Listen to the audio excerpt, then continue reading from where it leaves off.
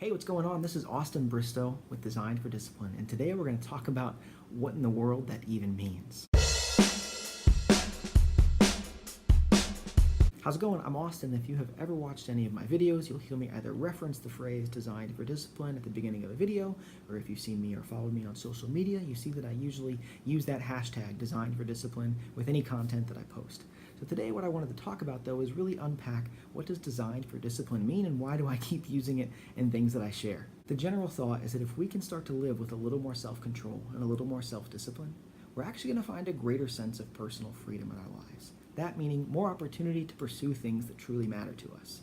The conclusion I've come to over time has been that if I can learn to use my time more effectively, manage my money more responsibly, and develop my relationships more intentionally, that's when I'm going to find a sense of freedom that really lasts. So the point of being designed for discipline is understanding that to get to the things we really care about, to use our time and our money more effectively, to develop relationships more intentionally, it takes discipline. But in order to be disciplined, we have to have a design to the way that we're living our lives. And it's not a bad thing.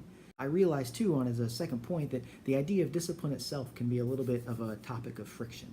You have people maybe like me who think discipline is great. They want to try to practice it however they can, and they practice different ways.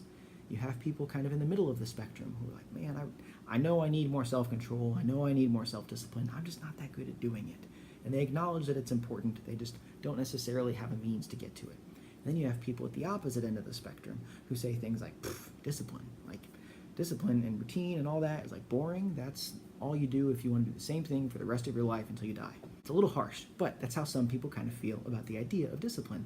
But what being designed for discipline is really about is an understanding that it's really about more self-awareness. So if we can start to practice more discipline, the only way we get to a point of knowing where to be more disciplined is by understanding how we're using our time, how we're spending our money, which relationships are we really wanting or trying to develop. And it's when we can acknowledge those things, we start to create a structure for ourselves and a routine. So these videos, this whole idea of being designed for discipline revolves around finding little ways, whether it be again with our time, our money, or our relationships, that we can practice just a little more self-control and a little more self-discipline. And I just wanted to use this video to try and clarify that so that everybody knows where I'm coming from. That is the big idea in a nutshell. The future content that I'll be putting out will revolve around those types of things. So I look forward to continuing conversations with you. Thank you so much for tuning in to check out this one, and I will talk to you all again very soon.